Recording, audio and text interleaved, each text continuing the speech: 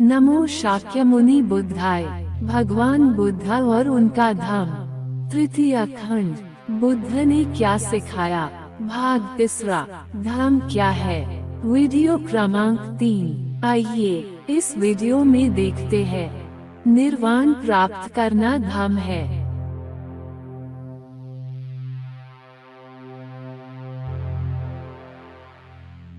भगवान बुद्ध ने कहा है, निर्वाण से बढ़कर सुखद कुछ नहीं। भगवान बुद्ध द्वारा उपदिष्ट सभी धम्मों में निर्वाण का प्रमुख स्थान है। निर्वाण क्या है। भगवान बुद्ध ने निर्वाण का जो अर्थ किया है, वह उससे सर्वथा भिन्न है जो उनके पूर्वजों ने किया है।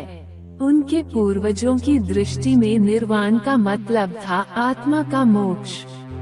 निर्वाण के 4 स्वरूप थे। 1 लौकिक, खाओ पियो और मौज उड़ाओ। 2 यौगिक, 3 ब्राह्मणी, 4 औपनिषदिक। ब्राह्मणी और औपनिषदिक निर्वाण में एक समानता थी। निर्वाण के दोनों स्वरूपों में आत्मा की एक स्वतंत्र सत्ता स्वीकार की गई थी। ये सिद्धांत भगवान बुद्ध को अमान्य ही था, इसलिए भगवान बुद्ध को निर्वाण के ब्राह्मणी और औपनिषदिक स्वरूप का खंडन करने में, उसे अस्वीकार करने में कोई कठिनाई नहीं हुई।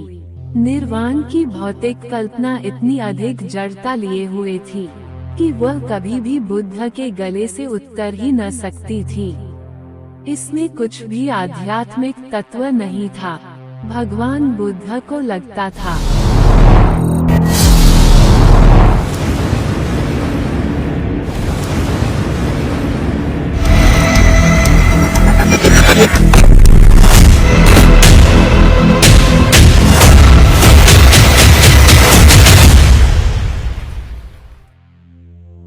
कि वह कभी भी बुद्ध के गले से उतर ही न सकती थी। इसमें कुछ भी आध्यात्मिक तत्व नहीं था। भगवान बुद्ध को लगता था कि निर्वाण के ऐसे स्वरूप को स्वीकार करना किसी भी मानव की बड़ी से बड़ी हानि करना है। इंद्रियों की भूख की संतुष्टि उस भूख को बढ़ाने का ही कारण बनती है। इस प्रकार के जीवन में से सुख कभी उत्पन्न नहीं हो सकता। इसके विपरीत इस प्रकार के सुख में से अधिकाधिक दैख ही उत्पन्न हो सकता है। निर्वाण का यौगिक स्वरूप एक सर्वथा अस्थायी अवस्था थी। इसका सुख नकारात्मक था। इसके माध्यम से संसार से संबंध विच्छेद हो सकता था। ये दैख से बच निकलना था, किंतु सुख प्राप्ति नहीं थी। इससे जितने भी कुछ सुख की आशा की जा सकती थी, वह सुख अधिक से अधिक योग की अवधि भर था। ये स्थायी नहीं था, यह अस्थायी था। राग तथा द्वेष प्रज्वलित अग्नि के समान है। ये बात भगवान बुद्ध ने अपने उस प्रवचन में कही थी, जो उन्होंने बुद्ध गया में रहते समय भिक्षुओं को दिया था। भगवान बुद्ध ने कहा, भिक्षुओं, श्रोत्र इंद्रिया जल रहा है, शब्द जल रहा है, घ्राण इंद्रिया जल रहा है, गंध जल रहा है, जिह्वा जल रही है, रस जल रही है, काय जल रहा है, चित्त के संकल्प विकल्प जल रहे हैं, और चित्त के संस्कारों से जो भी सुख वेदना, दुख वेदना और असुख, किंतु यदि लोभ, द्वेष तथा मोह का मूलोच्छेद हो जाए, तो आदमी न अपने दुखों से दुखी रहेगा, न दूसरों के दुखों से दुखी। बुद्ध का निर्वाण का स्वरूप अपने पूर्वजों के स्वरूप से सर्वथा भिन्न है। बुद्ध के निर्वाण के स्वरूप के मूल में 3 बातें हैं। इसमें से एक तो यह है कि किसी आत्मा का सुख नहीं, बल्कि प्राणी का सुख। दूसरी बात यह है कि संसार में रहते समय प्राणी का सुख, आत्मा की मुक्ति और मरणानंतर आत्मा की बुद्ध के विचारों से सर्वथा मुक्ति विरुद्ध बातें हैं। तीसरा विचार जो बुद्ध के निर्वाण के स्वरूप का मूलाधार है, वह है राग द्वेषाग्नि को शांत करना। भिक्षुओं, सभी कुछ जल रहा है, भिक्षुओं, क्या सभी कुछ जल रहा है? भिक्षुओं, चक्षु इंद्रिय जल रहा है, रूप जल रहा है, चक्षु विज्ञान जल रहा है, चक्षु संस्कार जल रहा है, और उस संस्कार से जो भी सुख वेदना और असुख अदुख वेदना उत्पन्न होती है, वह वेदना भी जल रही है। और ये किससे जल रहे हैं? ये क्रोध से जल रहे हैं, ये घृणा से जल रहे हैं, ये कामना से जल रहे हैं, ये जातियां, बीज, मृत्यु, दैह और उपचार से जल रहे हैं। अदुख वेदना उत्पन्न होती है, वह वेदना भी जल रही है। और ये किससे जल रहे हैं? मैं कहता हूँ, ये रागाग्नि से जल रहे हैं, द्वेषाग्नि से जल रहे हैं, मोहाग्नि से जल रहे हैं। ये जाति, जरा, मरण, दैह, दौर्मनस्य तथा उपायास से जल रहे हैं। भिक्षुओं, इसका ज्ञान होने से जो विज्ञ है और जो श्रेष्ठ है, उसके मन में उपेक्षा उत्पन्न होती है।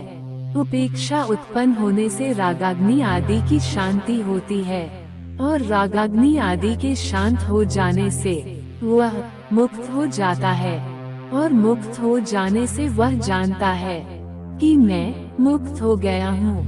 निर्वाण सुखद कैसे हो सकता है?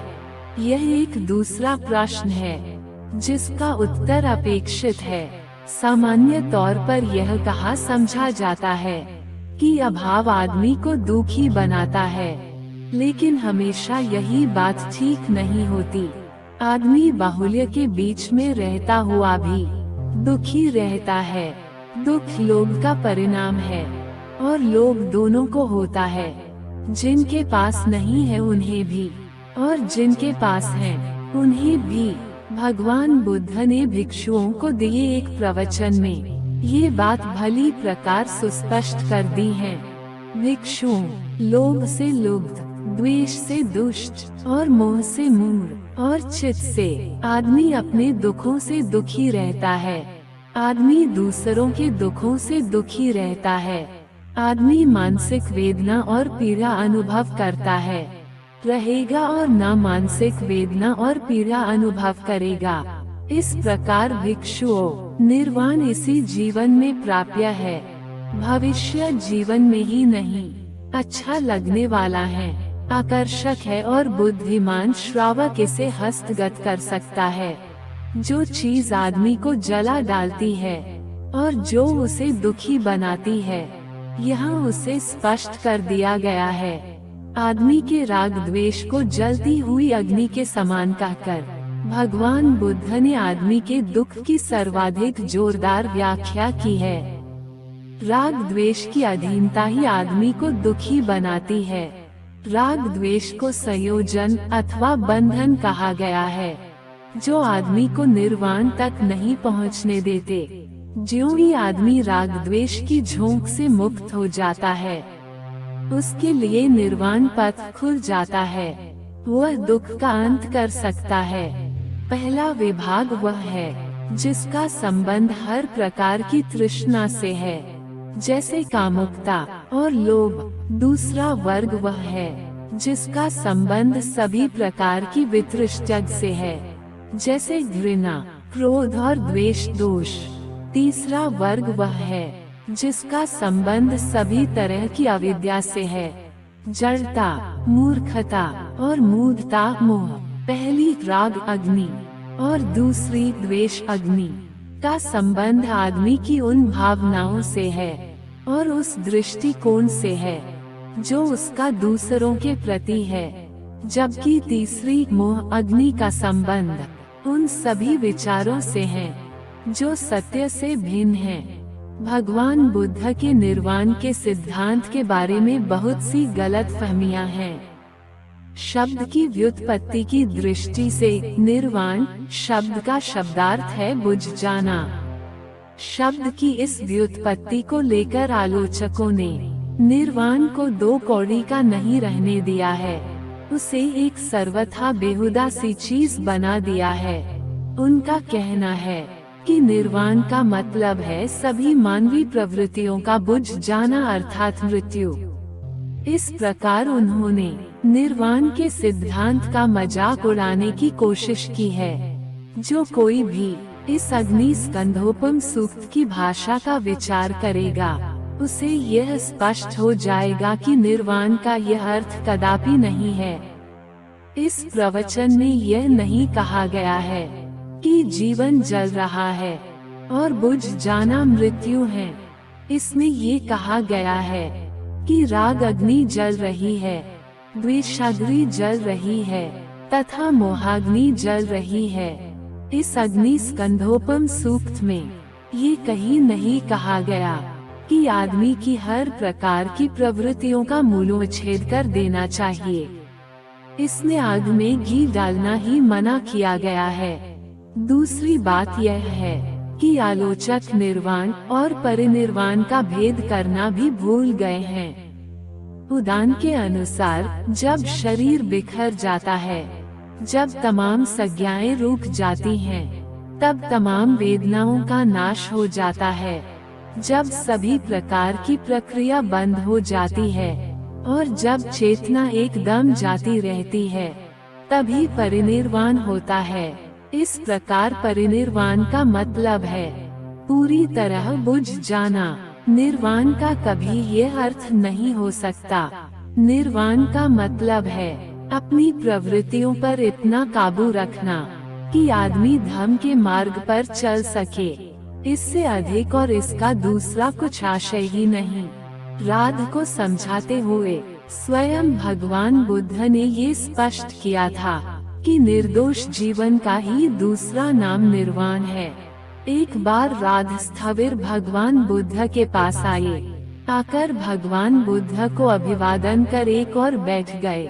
इस प्रकार राध स्थविर ने बैठते हुए भगवान बुद्ध से कहा, भंते, निर्वाण किसके लिए है?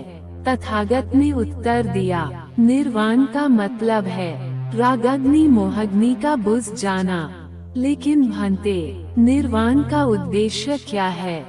राध निर्दोष जीवन का मूल निर्वाण में है। निर्वाण ही उद्देश्य है, निर्वाण ही मकसद है। निर्वाण का मतलब सभी प्रवृत्तियों का बुझ जाना नहीं है। ये बात सारिपुत्र ने भी अपने इस प्रवचन में स्पष्ट की है।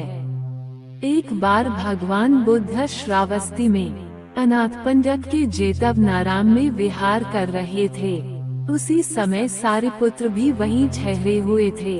भगवान बुद्ध ने भिक्षुओं को संबोधित करके कहा, भिक्षुओं, धर्म के दायाद बनो, भौतिक वस्तुओं के दायाद न बनो। मेरी तुम पर अनुकंपा है, इसलिए मैं तुम्हें धर्म का दायाद बनाता हूँ। भगवान बुद्ध ने ये कहा और तब वो उठकर गंध कुटी में चले गए। सारिपुत्र पीछे रह गए। तब भिक्षुओं ने सारिपुत्र से प्रार्थना की कि वह बताएं कि निर्वाण क्या है। तब सारिपुत्र ने भिक्षुओं को उत्तर देते हुए कहा, भिक्षुओं, लोभ बुरा है, द्वेष बुरा है। इस लोभ और इस द्वेष से मुक्ति पाने का साधन मध्यम मार्ग है, जो आंख देने वाला है, जो ज्ञान देने वाला है, जो हमें शांति, अभिज्ञा, बोधि तथा निर्वाण की ओर ले जाता है। यह मध्यम मार्ग कौन सा है? यह मध्यम मार्ग आर्य अष्टांगिक मार्ग के अतिरिक्त कुछ नहीं। यही सम्यक दृष्टि, सम्यक संकल्प, सम्यक वाणी, सम्यक कर्म, सम्यक आजीविका, सम्यक पुरुषार्थ व्यायाम, सम्यक स्मृति और सम्यक समाधि। भिक्षु मध्यमार्गी हैं। हाँ, भिक्षुओं, क्रोध बुरी चीज है, द्वेष बुरी चीज है, ईर्ष्या बुरी चीज है, मात्सर्य बुरी चीज है, कंजूसपन बुरी चीज है, लालच बुरी चीज है, ढोंग बुरी चीज है, ठगी बुरी चीज है, उद्वतपन बुरी चीज है, मोह बुरी चीज है तथा प्रमाद बुरी चीज है। मोह तथा प्रमाद के नाश के लिए मध्यम मार्ग है, जो आंख देने वाला है, जो ज्ञान देने वाला है, जो हमें शांति, अभिज्ञा, बोधि तथा निर्वाण की ओर ले जाता है। निर्वाण आर्य अष्टांगिक मार्ग के अतिरिक्त और कुछ है ही नहीं। इस प्रकार सारिपुत्र ने कहा। प्रसन्नचित्त भिक्षु सारिपुत्र का प्रवचन सुन प्रमुदित हुए। निर्वाण के मूल में जो विचार है वह यही है कि ये निष्कलंकता का पथ है। किसी को भी निर्वाण से और कुछ समझना ही नहीं चाहिए। संपूर्ण उच्छेदवाद एक अंत है और परिनिर्वाण दूसरा अंत है। निर्वाण मध्यम मार्ग है। यदि निर्वाण को इस प्रकार ठीक तरह से समझ लिया जाए तो निर्वाण के संबंध में सारी गड़बड़ी दूर हो जाती है।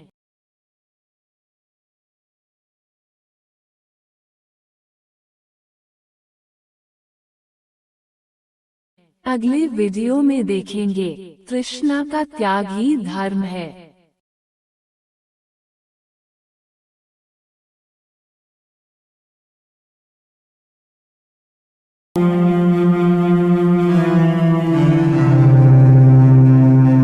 दोस्तों, उम्मीद है कि हमारा ये छोटा सा प्रयास आपको पसंद आएगा। तो कृपया हमारे इस वीडियो को लाइक करें और अपने दोस्तों को शेयर करें। और हाँ, चैनल को सब्सक्राइब करना ना भूलें। धन्यवाद।